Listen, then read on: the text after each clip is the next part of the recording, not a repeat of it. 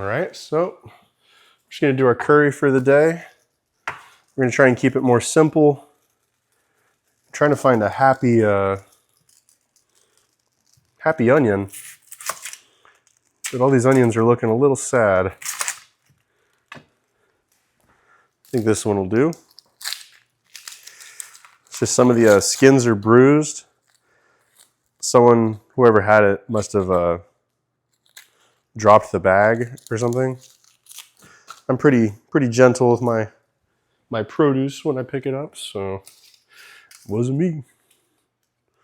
But we're gonna try and just keep this really simple today. I'm gonna take the bok choy out and substitute the calories with a grain that I really like. It's called Bulgur. It's a grain from the wheat plant. It is wheat. It's crushed. You'll usually find it in like the Middle Eastern cooking aisle or something like that. It's common in curry. It offers an amazing texture. I think it's just the starch that's naturally present in it. It kind of tastes like it gives it like a gravy texture. It's really good. But we're trying to knock this out quick. We're just going to simmer some vegetables down, get them nice and soft, and then put our rice in the pan.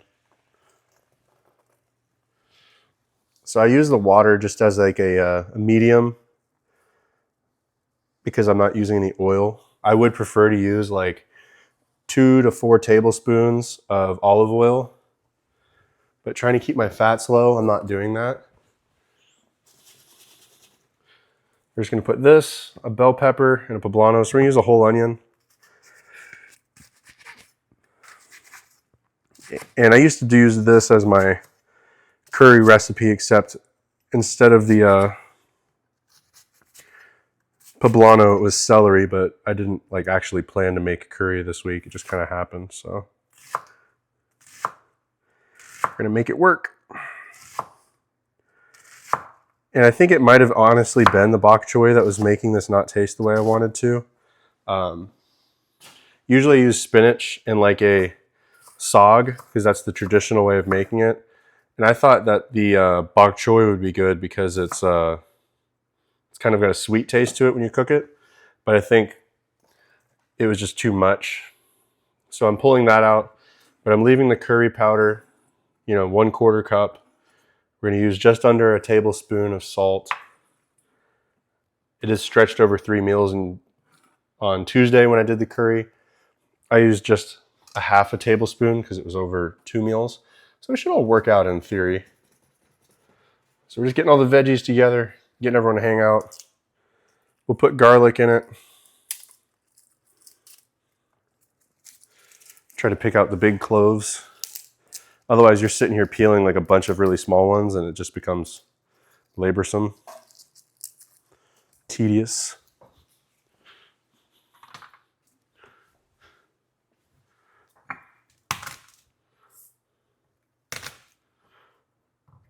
But I think we're going to keep this diet going for another 8 weeks. I feel like we really hit a great groove this week. Last week the last 2 weeks, it felt like my diet was on point, but my body wasn't responding in a consistent and predictable manner. The weight fluctuations were very, very large. And it didn't seem like I was making much consistent progress. But this week, finally, this is the week where I kept the diet the same. I think I've kept it the same for like the last 2 or 3 weeks. And all I've changed is cardio and made my low days a little lower. So no major changes. And it's very apparent in my physique that I'm getting leaner. So I think we finally found our spot and we're going to leave it be. We only increased cardio a little bit this week, and that's just so like we satisfy our compulsive need to like want to do more every week. We got to be careful because your body is far less resilient when you're cutting to adapt to big change, whether it's a change in the weights you're lifting, a change in the volume that you're lifting these weights. Maybe you're doing way more cardio. Like you need to eat in excess if you're trying to adapt to a lot of new change. So I don't think you should add too much new stuff when you're starting a diet. I think you should just keep it fairly consistent throughout, and the only thing you should change is just the intensity in varying forms. Okay, so we got the garlic chopped up. I'm getting it nice and chunky, not too fine. I like my garlic I like to actually find my garlic in my food, you know, have it pop up like a surprise.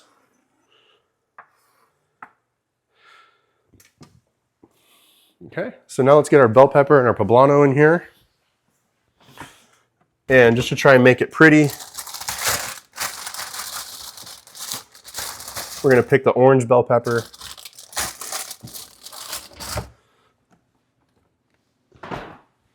We'll go with the smaller poblano.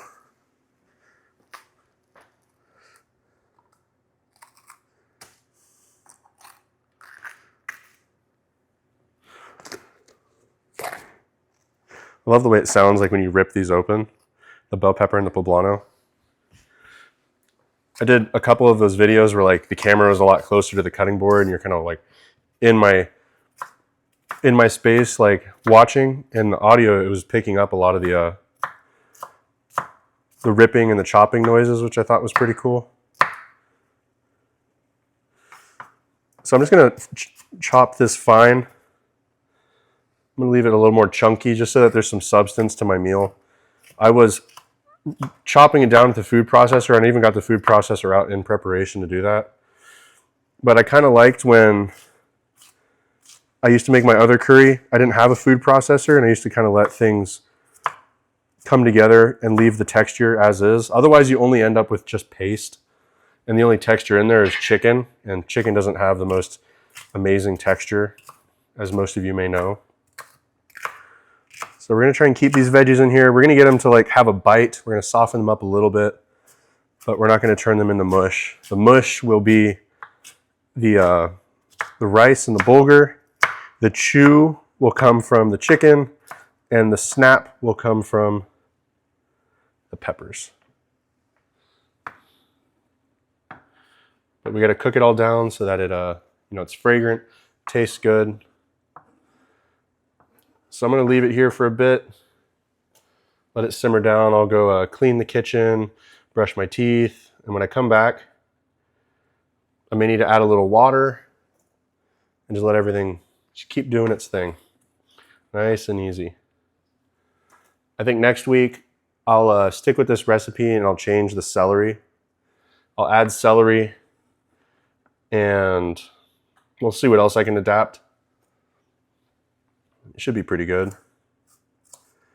All I can add now is some chipotle pepper for the flavor and a pasilla pepper for some spice.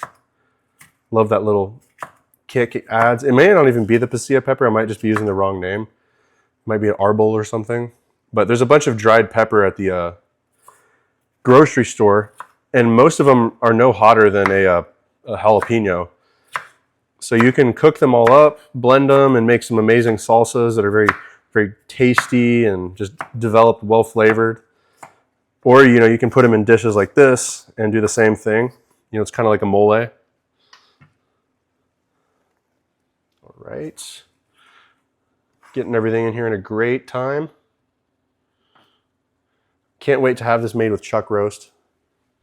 But, when we get into the off season, basically what we're going to do is we're going to, in about 8 weeks, we're going to start looking at our physique and deciding if, okay, are we satisfied with where we're at? Do we want more change to occur or less change? Are we satisfied with where it is? And we could either push the diet a little harder, add a little more cardio, and really grind it out, acting like we're getting into a show. Or if our body's just responding well and not from the lack of stress, maybe it's just doing its thing that we hope it does, best case scenario, then we'll just kind of leave it alone and we will begin to stabilize our diet. So right now we have, based on a calorie calculator online, so it's never super accurate, but it says if I were to just, a BMR, my base metabolic rate, if I were to just sleep all day and not move, theoretically my body only burns about 24 to 2,500 calories per day, and I could maintain my body weight eating that. Obviously, when you start becoming active and you're moving throughout your day and you're being alive, then your calorie needs go up quite a bit. I'm a relatively sedentary person, so I know that number is fairly accurate for me. But currently, I have 3 days a week where I eat low carb, and I only eat about 2,500 calories those days. So I'm technically only eating at maintenance 3 days a week. Then 2 days a week, my medium days, I'm eating at 500 calories over maintenance. And then 2 days, high carb days, where I'm eating 1,000 or 1,500 calories over maintenance almost. And I know based on that calculator, it also tells you what your caloric needs will be if you're working out at certain levels of activity. And it says I could need up to 3,500 calories a day if I'm working out 4 to 5 hard days a week, which seems pretty accurate because I'm also doing cardio. So I think that's relatively correct. So what we'll do with that is when we go into our off season, we'll leave our low days low because it's good to keep your digestive system, light a few days a week, I believe. And that's only because it'll allow your digestive system to clear. And if you're not eating a lot on a few days a week, it'll definitely make you hungry if you're used to eating a lot. And you're going to be excited to eat your high carb days on your training days. Also, when I eat more on the days I'm active, I feel more motivated to work hard. I'll, kind of play with my own mind and be like, well, you ate well today, so you better lift this weight. You better do really good today. And, it just serves a lot psychologically for me. And I think that's a good thing. So we're going to add calories to our medium days and get them closer and closer to our high carb days until a point where we're eating 4,000 calories 4 days a week and 2,500 3 days a week in our off season. And we'll just kind of leave things as they are. We don't want to gain more than a pound per week because anything more aggressive than that, especially being that I am formerly a very fat, morbidly obese person, based on the government standards. I know I'm not actually morbidly obese, but based on my body mass index, I am. I gain body fat very easily. So we're only going to go gain about a pound per week. And we're going to do our best to gain 1 pound per week for 16 weeks. We'll look at ourselves at the end of that 16 weeks and we'll decide, okay, how much of this is lean mass? How much of this is fat mass? And if we think too much of it is fat mass, we'll start a cut. If it looks like we're very satisfied with lean mass, we'll do a small break to shed maybe a pound or two, maybe 5 pounds, get the hunger hormones back up, take a break from the training, and then right back into it. So we're gonna let this simmer and I'll be right back. All right, these veggies are looking close to done. So we're about to get the rice and the bulgur in here. Do a little smell test. Oh, it smells splendid. Oh my. Yes, sir. Yes, sir. That is wonderful. All right. That's a ½ tablespoon. And then maybe another quarter. There we go. That should be good. But yeah, we're basically just gonna bulk for 16 weeks, try to gain 15 pounds. Take a month. We'll do 2 weeks eating at maintenance, bring our calories down, let the body kind of drop any inflammation. We'll bring our training volume and intensity down. And as we ramp it back up, we'll start adding back calories. And that's in the case where I don't gain a lot of body fat. This is perfect case scenario, but it's a real test for myself because in the past I have added a lot of body fat due to lack of discipline, and it's really just kind of ruined it all for me. But I've seen myself the one time I was disciplined and how well it was going at that time. So I'm going to see if we can wake that guy up and get as close as we can to making some real progress on a bulk, because I have seen myself stay pretty lean for that case scenario that I'm thinking of right now. And I was getting pretty strong and muscular, but I wasn't the perfect bodybuilder yet, and I still am not yet either. But we'll see where things go. I messaged a pro bodybuilder asking his opinion on something, awaiting his response, because I just want to see, based on his style of training, since it's similar to mine, when he's eating more food, does he prefer to just continually add weight and reps, or does he actually like to add volume as well? I'm just curious what he prefers. I don't think it'll change my opinion unless it's, biasing what I want it to say. Part of me hopes he adds volume. Part of me expects him to say he just adds weight and keeps going. I've definitely just added weight and seen my body develop well. But part of me, for some reason, wants to do more volume. I think it's just because I've been watching too many 90s bodybuilders. All those 90s guys did a lot of volume. And I think it's tough watching them because you're only seeing them on like peak week before the Olympia. And when you only see it that way, you're only seeing them at the very end of a cut when they're doing a lot of volume, they're on a lot of drugs. It's just very unrelatable for, the lay person such as myself. So I'd like to get someone's opinion who's maybe in the thick of it right now, trying to get there. Okay, so we're gonna add a little water so the rice has something to cling to. Might as well finish it off. I'm not letting the pan get too hot so that it doesn't stick the rice to the bottom. I don't want it to, burn. What we're gonna do is we're gonna crank the heat up a little bit. As soon as we start to get a small boil going, we're gonna bring the heat right back down to a simmer because we're not trying to kill these vegetables here. We're trying to keep them in this beautiful texture they have. And right now would be a good time to add my final addition. Honestly, no. Fuck the tomato sauce. No tomato sauce. I'm gonna add something else. I'll figure that out. I gotta add 72 calories from something else. I'm gonna skip that part. For some reason, I think tomato sauce just kind of ruins some of these meals for me. So we're gonna go a lot lighter on the curry powder. Right, we're just gonna add it for color this time. We already added the salt. Don't want to accidentally add that twice. And then also a very typical spice you'll see, cumin. So let's kick a little cumin in here. Cumin is very good in Indian dishes and Latino dishes.